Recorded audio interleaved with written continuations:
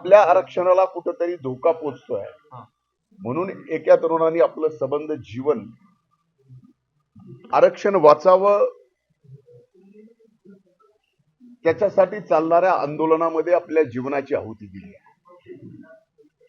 ती जीवनाची आहुती देताना त्याला 3 मुली, 1 मुलगा, बायको, घरदार काही दिसलं नाही. आणि ही तीव्रता या महाराष्ट्रामध्ये काही दिवसापासून आपण पाहतो. म्हणून माझे हात जोडून पहिल्यांदा विनंती की ज्यांच्यासाठी आरक्षणचा फायदा होणार आहे तेच जर अशा आत्महत्या करू लागले तर मग हे आरक्षण द्यायचं कुणाला? म्हणून कुणीही आताताईपणा करू नका. सरकार अतिशय सजग आहे. माननीय मुख्यमंत्र्यांनी, माननीय उपमुख्यमंत्र्यांनी कुठल्याही आरक्षणाला धोका लागणार नाही याची खात्री घेतलेली आहे, जबाबदारी घेतली आहे.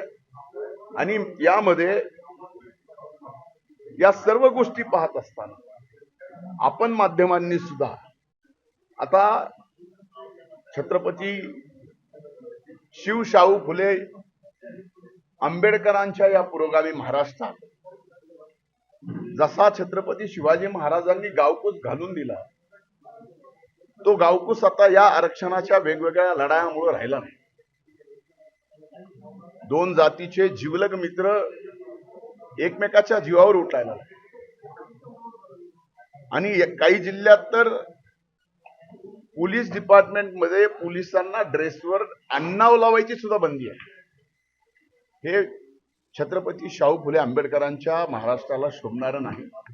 म्हणून आता आपल्या सर्वांना प्रयत्न करावे लागतील आणि पुन्हा ती समता या ठिकाणी प्रस्थापित करावी लागेल. ओबीसी आरक्षणासाठी आत्महत्या करायला लागले, ओबीसी तरुणांना काय आवाहन करायचं? मी आता गॅझेटेर लागू झालं त्याच्यामुळे ओबीसीचं आरक्षण संपुष्टात आलंय अशी भावना आहे ओबीसी बांधवांची. एक लक्षात घ्या की पहिल्यांदा माझी ओबीसी नाही तर आता ओबीसी ओबीसीत आलेले सगळेच आता कोण वेगळं धरायचं?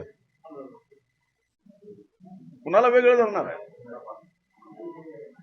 म्हणून माझी सर्व तरुणांना ज्यांना खऱ्या अर्थानं या आरक्षणाचा फायदा मिळणार आहे, मग ते कुठलंही आरक्षण असो, असं आता ताईपणा करू नका.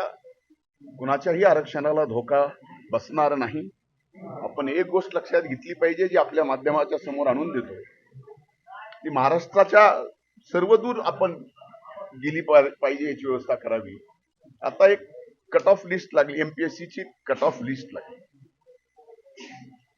ती कट ऑफ लिस्ट लागल्यानंतर तुम्ही बघितलं असेल की ओबीसी ची कट ऑफ 485 आहे,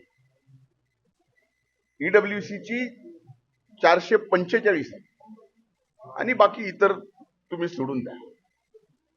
मला सहज विचारायचं, माझ्या मनात आलेला प्रश्न आहे. आता ईओडब्ल्यू मध्ये जे आले आणि ओबीसी मध्ये जे नव्यानं आले त्यांना जर 480 गेले ते कटले ते, आणि ईओडब्ल्यू मध्ये आल्याला 445 मध्ये पास झाला. मूळ हे खरंच राजकारण नोकरीसाठी, शिक्षणासाठी का खरंच राजकारण राजकारणासाठी? हा विषय आता आपण सगळ्यांनीच मुख्यमंत्र्यांना एक तुम्ही पत्र लिहिलेलं.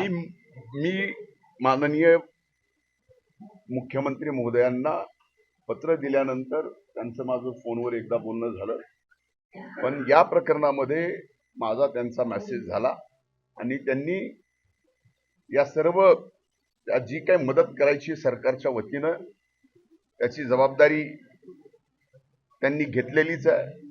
आम्ही सुद्धा आमच्या वतीने जी काही जबाबदारी घेतोय. माझी आपल्याला हात जोडून विनंती आहे की आपण सुद्धा आता या महाराष्ट्रात, शाहू फुले आंबेडकरांच्या महाराष्ट्रात सर्व 18 पगड जाती धर्म एकत्रित गुन्हा गोविंदाने राहावेत यासाठी प्रयत्न करावा. जीआर रद्द करण्याची मागणी होत आहे. जीआर रद्द होऊ शकतो का? आणि या बाबतीमध्ये अधिकच भुजबळ साहेब बोलू शकतील, कारण ते मंत्रिमंडळात आहेत, प्रत्येक मंत्रिमंडळाच्या बैठकीत आहेत, ते समितीचे अध्यक्ष आहेत आणि ते अधिक जबाबदारीनं या ठिकाणी उत्तर देऊ शकतील.